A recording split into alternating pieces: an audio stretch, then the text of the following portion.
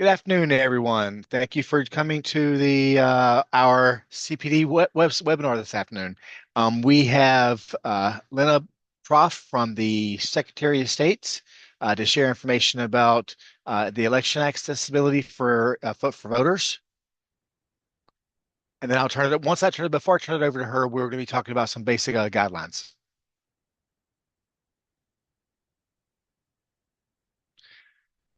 So the chat is not available. If you want to have any questions, please use your Q&A tool that's available on the toolbar. If you have any questions, it'll be answered at the end of this webinar if time permits. Now, once the webinar is completed, then we'll get a pop-up screen, to do a survey, and that gives us some feedback and gives us some ideas for future webinars. And also, you will receive an email from us later on if you'd like to complete that survey.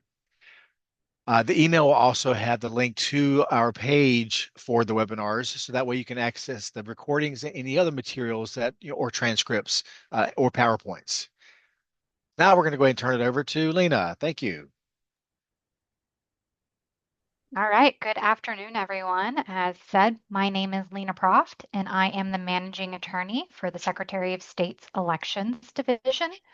I'd like to thank the Governor's Committee on People with Disabilities for inviting us to present today on election accessibility for voters. As I'm sure many of you know, we're in the middle of early voting for the March 3rd primary election.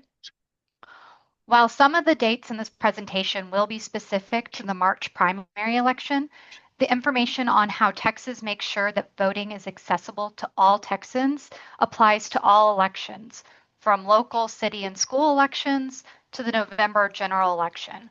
We hope you find this information useful when preparing to vote in any Texas election. Next slide. All right, so first I want to make sure everyone is aware of the resources produced by the Texas Secretary of State's office. VoteTexas.gov, that's one word, VoteTexas.gov, is the official resource for all voter information from the Secretary of State's office. Our office updates this website before each primary and uniform election date, and voters can go to this website to get information on how to register to vote in Texas and can even check their voter registration from the website. Additionally, the website has information on what to expect when voting in person, including detailed information on voter ID, curbside voting, voting systems, and other topics that we will be discussing during this webinar today. We also have information on how to vote by mail, including how to request an application for a ballot by mail, and the ability to track the status of your mail ballot using our online ballot tracker. Vote Texas has a dedicated page with information for voters with disabilities. That page is a good summary of what I will be talking about in detail today. So if you want to review any of the topics or information discussed today in the future, I recommend visiting that page. And that page is highlighted in the red box on the slide. Finally, Vote Texas has a page with several answers and frequently asked questions. We have grouped the questions and answers in categories to help you find the answer to your question faster, and also provided links to additional information where needed. Next slide. All right, now that you're familiar with Vote Texas, let's give you an idea of the topics that we're going to be discussing today. First, we will talk about voter ID, what forms of ID are accepted, and what you can do if you don't have a photo ID. Second, we will discuss polling place accessibility and what requirements exist under Texas law to make sure that polling places are accessible to all Texans. Next, we will talk about curbside voting. For voters who cannot enter the polling place, there is a process in place that allows you to vote your ballot from a car. Fourth, voters who need or want assistance or an interpreter, we will talk about what that process looks like and who can and cannot serve as an assistant or as an interpreter. We know that several voters prefer to vote their ballot privately without the use of an assistant, so we will also talk about accessible voting equipment and how that can accommodate different voters based on their needs. We will also discuss how voting by mail works in Texas. And finally, we will talk about what you can do if you encounter a problem while voting. Next slide, please. All right, we're going to start first with voter identification. Next slide.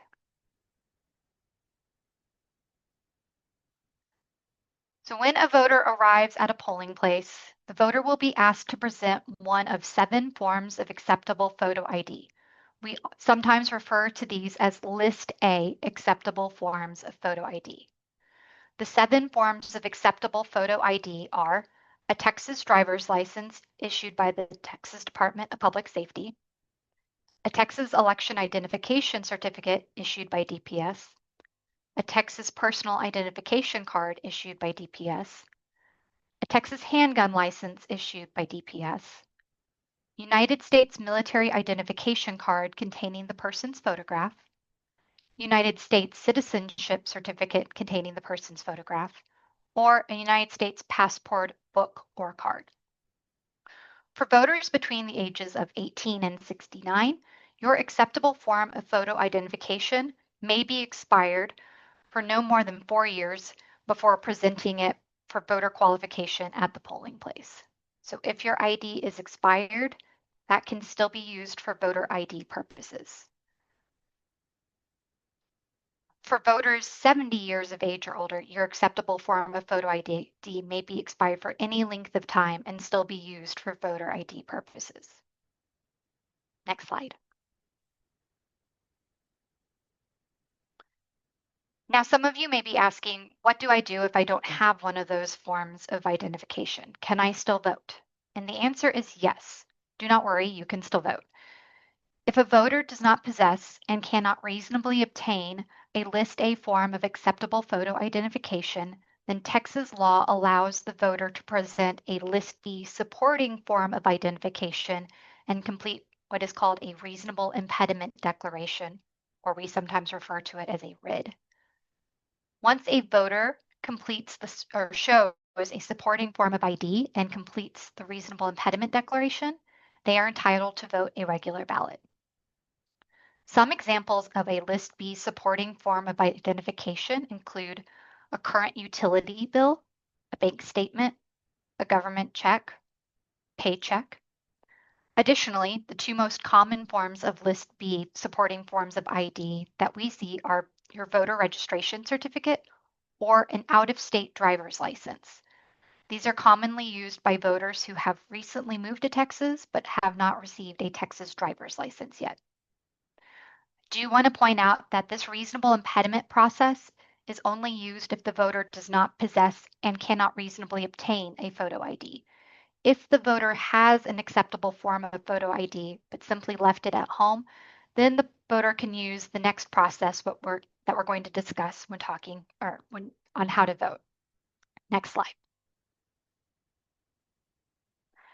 So if a voter does not possess but can reasonably obtain an acceptable form of ID, or if the voter does not possess a List A form of ID and did not bring their supporting form of photo ID with them, then their option will be to vote a provisional ballot. There's a common fear that provisional ballots do not count, and that is not always the case. There are several situations where a provisional ballot may be counted, and this is one of those situations. In a situation where a voter left their acceptable form of photo ID at home or their supporting form of identification at home, they will vote a provisional ballot. The election worker will then give the voter a piece of paper with instructions on the voter's ability to go home, get their ID, and bring it to the county voter registrar within 6 days of Election Day. As long as the voter presents an acceptable form of photo ID or a supporting form of photo ID and completes a reasonable impediment declaration within that period, their provisional ballot will be counted. Next slide. And there's one other topic that we need to discuss when it comes to photo ID. Voters with disabilities may apply with the county voter registrar for a permanent exemption by presenting an acceptable photo identification or following the reasonable impediment declaration that we just discussed in the county. The application must contain a written documentation from either the U.S. Social Security Administration evidencing the applicant's disability or from the U.S. Department of Veterans Affairs evidencing a disability rating of at least 50%. The applicant must also state that he or she does not have a form of identification that we previously discussed. For those who are able to obtain a disability exemption, you will be allowed to vote because this will be displayed on your voter registration certificate reflecting this permanent exemption, and you will not need to execute a reasonable impediment declaration. If you have additional questions on how to apply for this permanent exemption, please contact your county voter registrar. Next slide, please. All right, now we're going to talk about polling place accessibility. Next slide. Let's first start with when does early voting occur? Generally, the rule is that early voting begins the 17th day before Election Day and continues through the 4th day before Election Day. This March primary was a little bit unique and it had one exception because the first day of early voting, or the first day early voting would have normally begun was President's Day, which is a federal holiday, and therefore early voting for this election began on Tuesday, February 17th, and will end this coming Friday, February 27th.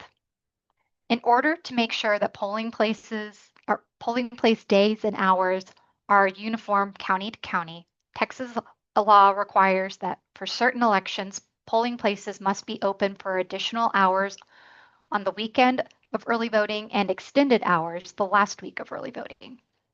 For the primary election, counties are required to have polling places open for at least 12 hours on the Saturday and 6 hours on Sunday of the early voting period. So maybe some of you took advantage of weekend voting this past weekend. If not, you still have time to vote, as this week counties are required to conduct early voting for at least 12 hours each day of the last week of early voting. Remember that early voting ends this Friday. There is no early voting this coming weekend, February 28th or March 2nd. So if you prefer to vote on Election Day, the polls are open from 7 a.m. to 7 p.m. on Election Day. Next slide, please. In addition to making sure that early voting days and hours are accessible to voters, Texas also has legal requirements in place to ensure that polling places are physically accessible to all voters. All polling places must meet strict accessibility standards, including making sure that the polling place is located on the ground floor and can be entered from the street or via an elevator with a door that is open at least 36 inches. Doors, entrances, and exits used to enter or leave the polling place must be at least 32 inches wide. Any curb next to the main entrance to the polling place must have curb cutouts or temporary non-slip ramps. Stairs necessary to enter or leave the polling place must have handrails on each side and a non-slip ramp. And the polling place must remove all barriers such as gravel, automatically closing gates, closed doors without lever-type handles, or any other type of barrier that impedes the path of a person with physical disabilities to the voting station. Next slide, please. Oh, sorry, forgot part. Our office periodically does send out inspectors to various counties to inspect their polling places.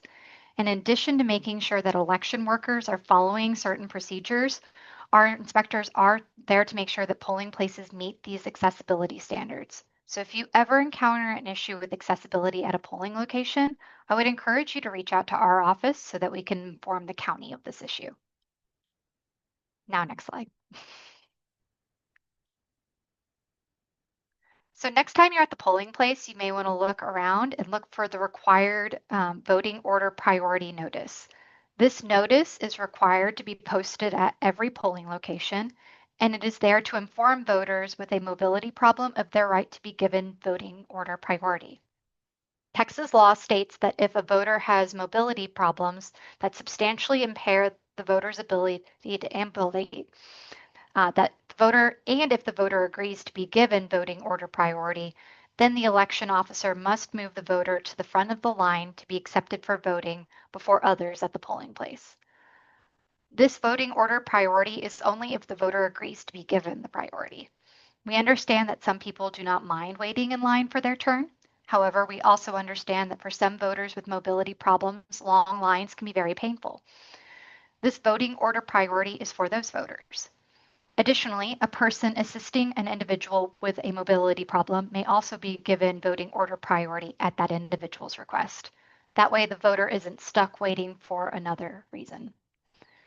Election workers are trained to routinely monitor the line at a polling place and see if there are any voters who wish to request this form of voting accommodation. Next slide, please.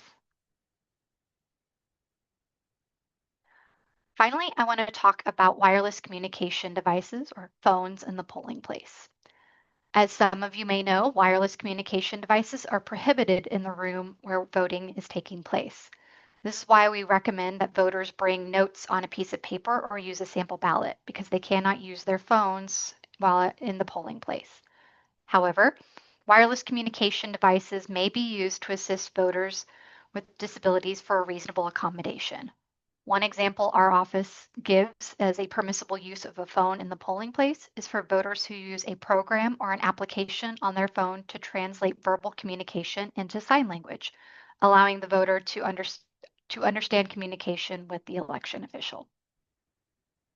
Next slide, please. All right, we talked about how polling places are required to be accessible to voters, but we also understand that for some people, entering a polling place puts them at risk of physical injury or harming their health. And for those voters, there is the ability to vote curbside voting or from a car. So now we're going to talk about that process. Next slide. As I briefly stated on the previous slides, voters who are physically unable to enter the polling place without assistance or likelihood of injuring their health are entitled to vote curbside voting. Voters are not required to show any sort of proof of their disability, and election judges and clerks are prohibited from questioning a voter's disability or need for using curbside voting. Curbside voting is required to be available at all polling places during both early voting and on election day. And each polling place must clearly designate a reserved area that is equivalent to at least one parking space for curbside voting. Importantly, the curbside voting location must be separate from the designated accessible parking spaces reserved for vehicles displaying disability placards or license plates. We want to make sure that we keep those spaces available for voters who are parking and going into the polling place. And so curbside voting has its own designated area. You can see an example of where the curbside voting area is in the picture on the slide. Okay, next slide, please. So you may be wondering, how do you identify where the curbside voting area is? The county is required to clearly indicate that the curbside voting area with a sign that indicates that the space is reserved for curbside voting. The sign must display either a telephone number that a voter may call or text to request assistance from an election officer, or some polling places may provide a button or an intercom that a voter may use to request assistance. I've tried to include some photo examples of what the curbside voting area may look like. In the lower left-hand pictures, you'll see that the curbside voting area separated from the accessible parking area. This was on the previous slide. And then in the pictures on this slide, you can see going from left to right, the first two signs have an example of a curbside sign where the voter has a number that they can call or text to request assistance. Whereas the next two pictures show the sign with an intercom or a bell that the curbside voter may use to request assistance. The counties get to choose which system they use, phone or buzzer, and it's going to depend on what works best for their voters and their resources. Next slide, please. So now I want to kind of talk you through how the curbside voting process works. First, you or the person driving you will need to park in the designated curbside voting spot. Next, someone will need to call or text the number provided on the sign or press the intercom or bell button to alert an election worker that a curbside voter is there and needs assistance. Next, and new from last year, the election worker will have the voter complete a curbside voter statement before checking the voter in on a poll book and finally bringing the curbside voter their ballot. So if you get a curbside voter statement and you had not previously received one, I do just want to alert you that this is a new requirement as of last year. Next, the curbside voter will mark their ballot just like a voter voting in the polling place. And when they are done, an election worker or a person accompanying the voter on the voter's request will deposit the ballot for the voter in the ballot box. Next slide, please. So curbside voters are entitled to the same procedures and accommodations as other voters when it comes to checking in or qualifying, as well as the use of accessible voting system equipment. So if an e-poll book is used to qualify voters inside the polling place, then election workers are required to make that same e-poll book available to curbside voters. An e-poll book will often look like a tablet, pictured there on the slide, and they are used to check in voters. Next slide, please. Similarly, when it comes to the method of voting, the county gets to choose what method works best for their community, but they are required to have accessible voting equipment available. So if an electronic voting system that we're going to talk about in more detail later is the primary method of voting used, then they must provide that system to all voters, whether they're voting on curbside or inside the polling place. I know that several counties have purchased various carts that allow them to roll the equipment out to curbside voters. Alternatively, it's not uncommon for smaller counties to instead use hand-marked paper ballots. If hand-marked paper ballots are the primary method of voting used, and then electronic voting systems must still be available for voters needing accessibility options. Again, if the paper ballot is the primary method, that can be offered to curbside voters, but workers should also be prepared to provide the electronic voting system to any curbside voters who request that accommodation. Next slide, please. So just because a person is voting curbside does not mean that they get less privacy. And when people vote curbside, their vehicle is essentially becoming their voting booth. So curbside voters are required to be afforded the same opportunity to vote their ballot privately in the same way as a voter who's voting inside at a voting booth. Campaigns or other bystanders are therefore prohibited from interfering with curbside voters. Thanks to a new law passed last year, individuals are now prohibited from loitering or electioneering within 20 feet of a parking space designated for curbside voting. Texas law prohibits electioneering for or against any candidate, regardless of whether they're on the ballot or not, party or measure. To ensure that everyone knows where the boundary is, each polling place is required to post distance markers to mark the boundaries within which loitering and electioneering are prohibited. So you'll see on the diagram that I have here, law prohibits electioneering and loitering 100 feet from a door through which a voter can enter the polling place, and then additionally, curbside voting, electioneering and loitering is prohibited 20 feet from that parking space. All right, next slide, please. One final note I want to make you aware of on curbside voting, if an individual is transporting a voter to vote curbside, then that accompanying individual may also receive a regular ballot and vote curbside. So for example, if a husband is transporting his wife to vote curbside, the husband can vote curbside too. This prevents a curbside voter from sitting there and waiting in the car while their friend or family member that drove them goes inside. That being said, an election worker must ask a voter who has provided transportation whether or not they have assisted a total of 7 or more voters during both the early voting and election day period by providing transportation to vote curbside. If the person indicated that they have transported 7 or more individuals, then that person is going to be required to complete and sign a form that the election worker will give them. Next slide, please. Okay, now we're going to briefly talk about voter assistants and interpreters. Next slide. Thank you. An eligible voter is entitled to receive assistance from a person of his or her choosing, and that assistance is not limited to marking or reading the ballot or otherwise limited to conduct that occurs in the voting booth. A voter who is eligible to receive assistance is entitled to be assisted by a person of that voter's choice. So a person may be assisted by any person selected by the voter other than the voter's employer, an agent of the voter's employer, or an officer or agent of the labor union to which the voter belongs. If the voter is assisted by a person of the person's choice, then the assistant must take the oath of assistance. The assistant's name and address will be entered into the poll list or electronic poll book beside the voter's name. And the assistant must also complete a form stating the name and address of the person assisting the voter, the relationship to the voter, and whether the assistant is receiving any form of compensation or other benefit from a candidate, campaign, or political committee.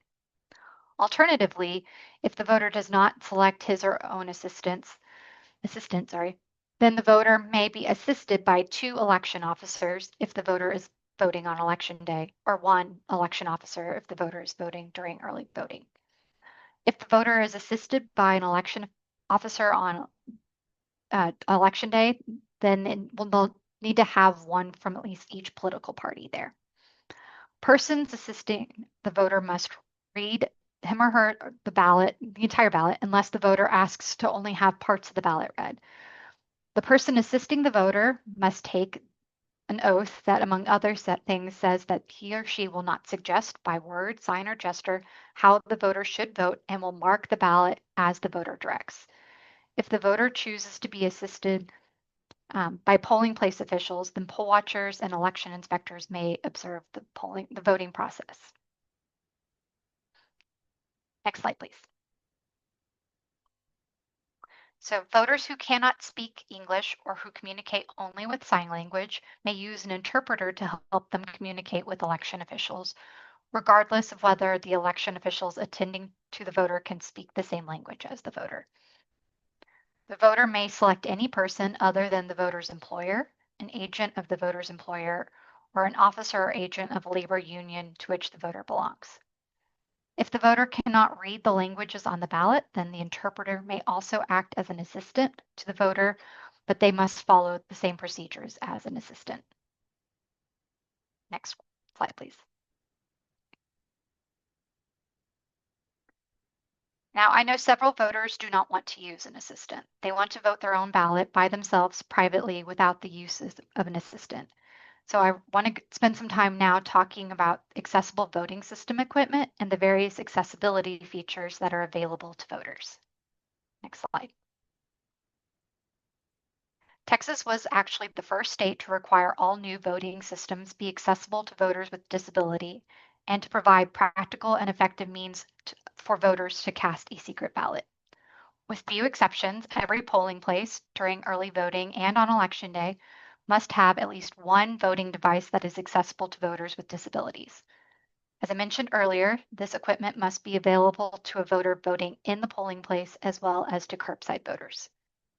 This equipment allows voters with disabilities to vote directly on the system or assist them in marking a paper ballot.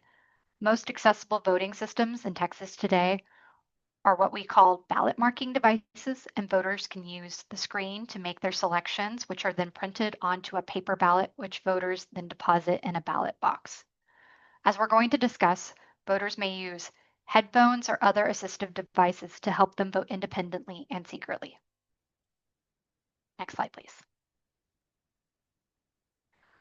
First, we will begin with discussing accessibility features that are available to voters who may have visual disabilities. For voters with visual disabilities, the electronic voting systems include the following accommodating features. Voters will have the ability to increase the font size or to change to high contrast colors that make the screen easier to read. Additionally, the devices have the ability to read the ballot to the voter. Next slide, please.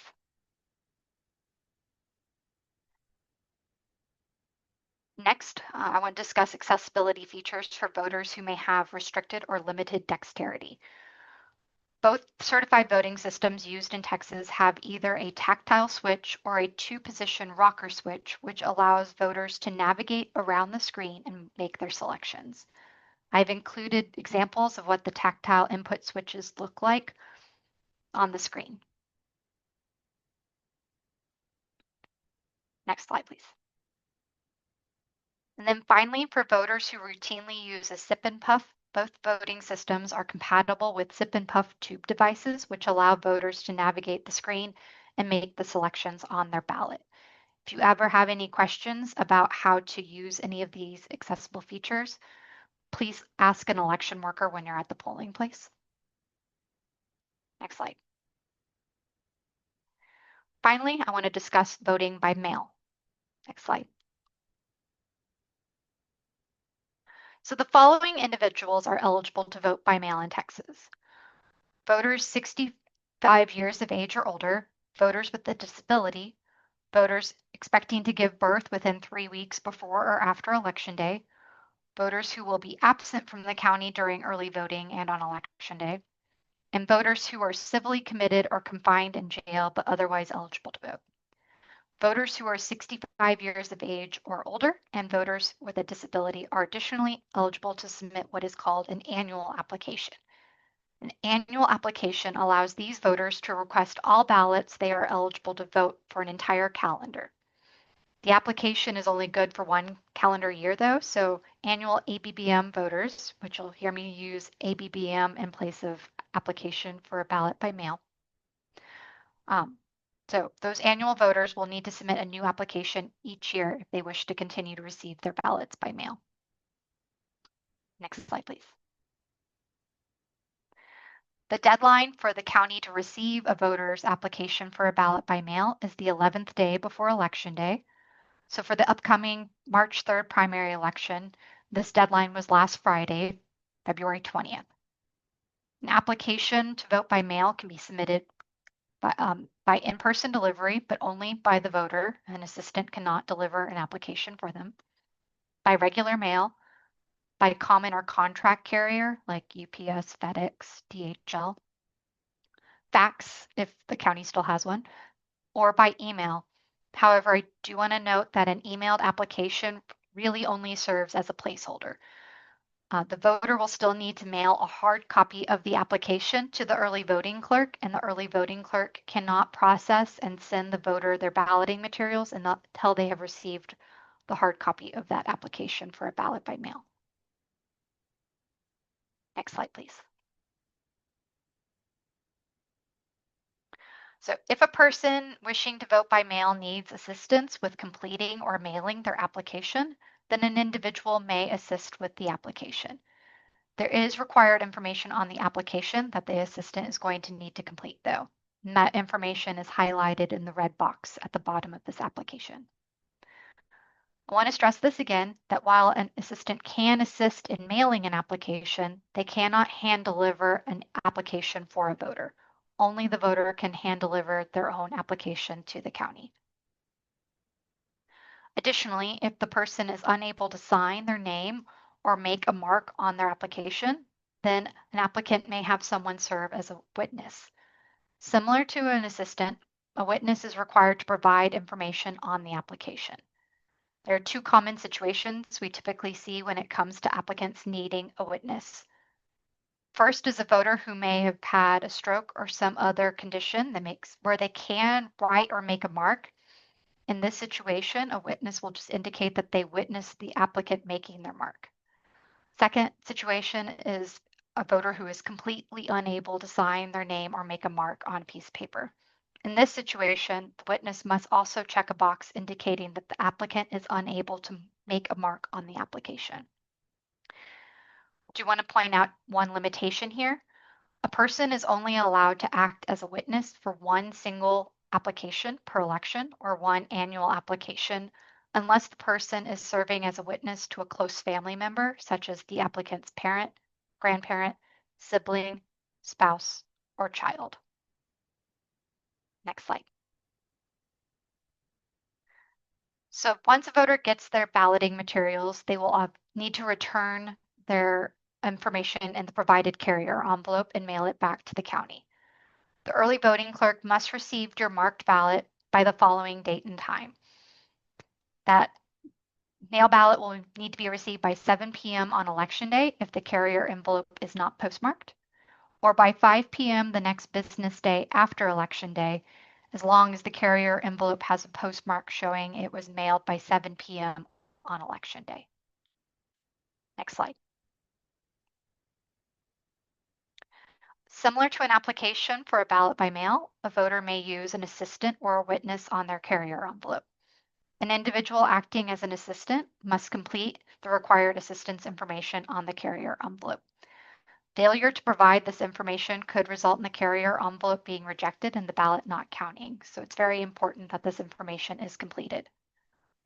Also, similar to an application, which an assistant can assist the voter in mailing their ballot, they cannot hand deliver the carrier envelope for the voter. Only the voter can hand deliver their own carrier envelope to the early voting clerk's office, and only while the polls are open on election day. Also similar to an application, a witness can be used on a carrier envelope if the voter is unable to sign the carrier. A person serving as a witness must complete the required information on the carrier envelope, and failure to do so could result in the carrier envelope being rejected. Unlike applications, a person can serve as a witness on any number of carrier envelopes as long as they complete the required witness information each time. All right, next slide, please. So now that we've talked about all the accessible voting requirements and options under Texas law, I wanted to end our discussion today on what you can do if you encounter a problem while voting. Next slide, please.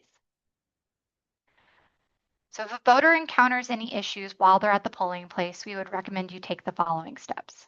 First, depending on what the issue is, bring the issue to the attention of the election worker. If the accessible voting system is on the table and that's too difficult for your wheelchair to access, or if you need to sit down while voting, let an election worker know. I've seen and I've heard of election workers being very creative in finding solutions that allow voters to vote a secret ballot independently. Next, if an election worker cannot resolve the issue, or if there was a problem with the polling place building itself, I recommend contacting your county election official. Because of their proximity, they are often able to resolve issues quicker than our office can. But finally, please always feel free to reach out to the Secretary of State's Elections Division.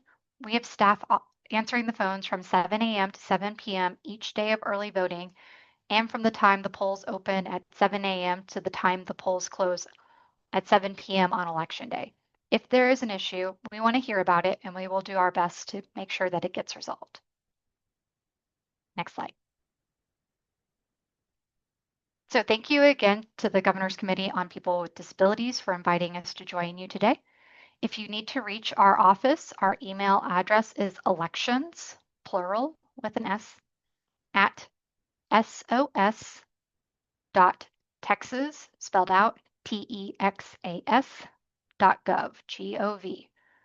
Our phone number is 1-800-252-8683 or 1-800-252-VOTE. And our local area number is 512-463-5650.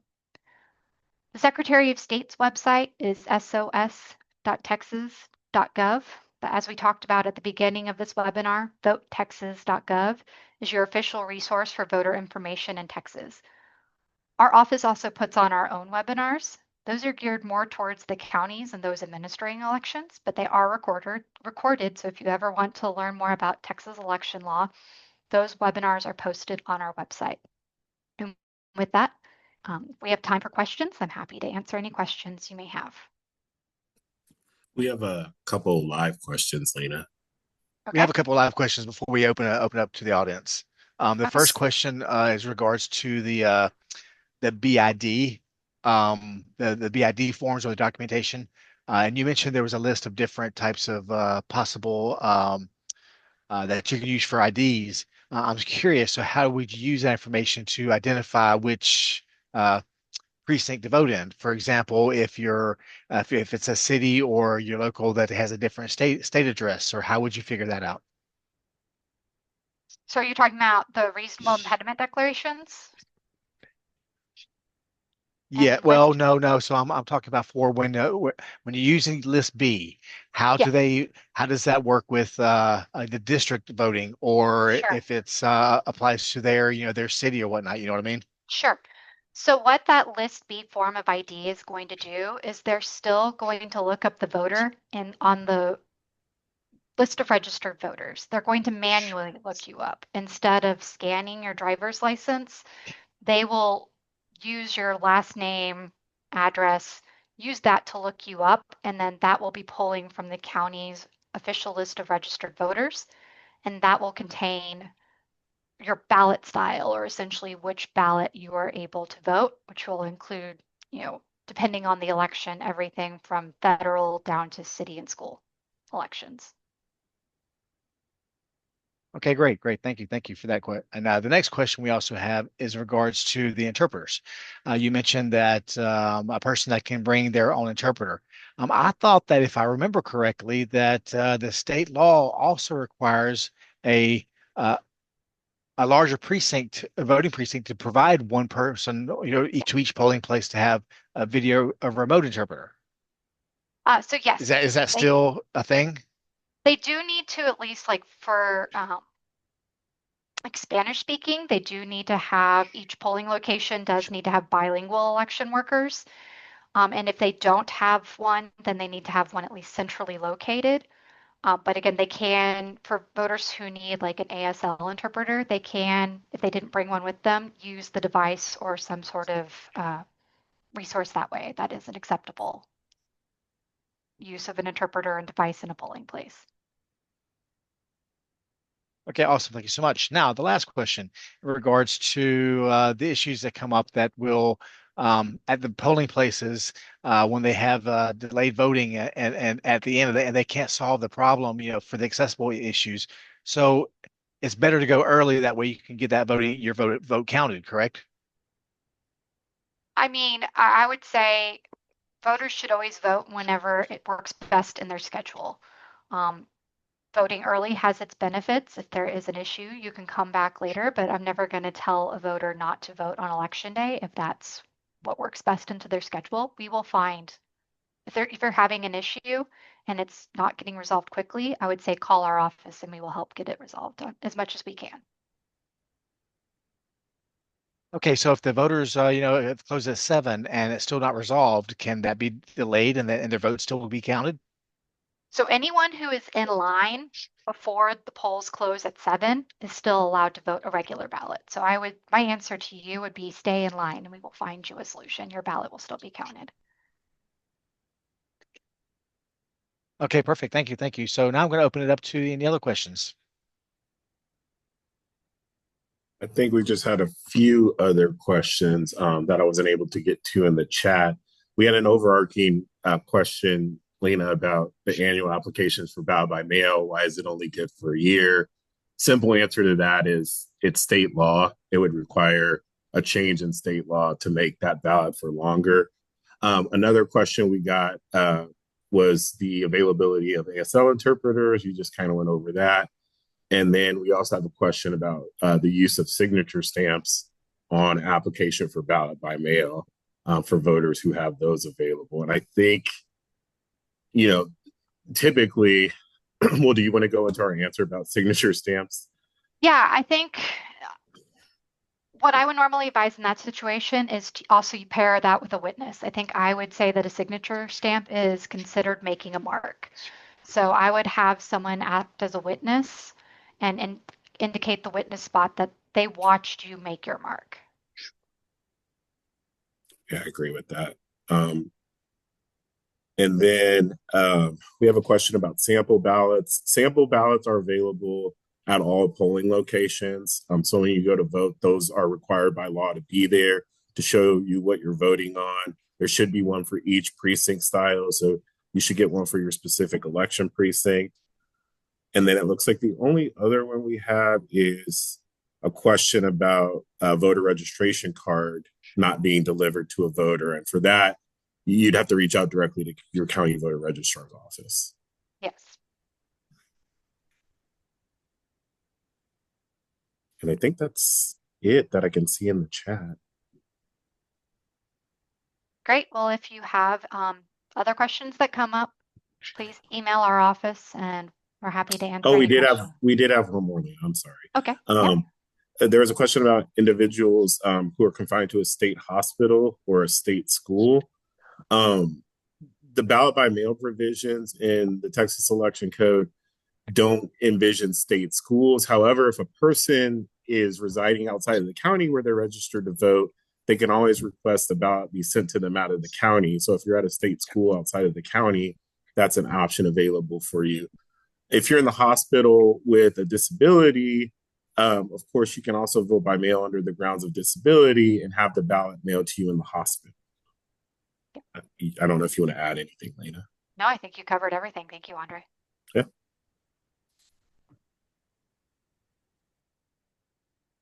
Well, thank y'all All right. again for inviting us to present to y'all. I hope this was helpful. Yeah, we really appreciate all your information, and we're going to wrap up a little early. If people want to take their time to go and finish that survey for us, then we thank you for your time and for joining us, and you all have a wonderful week, the rest of your week. Thank you. All right, thank you. Thank you all.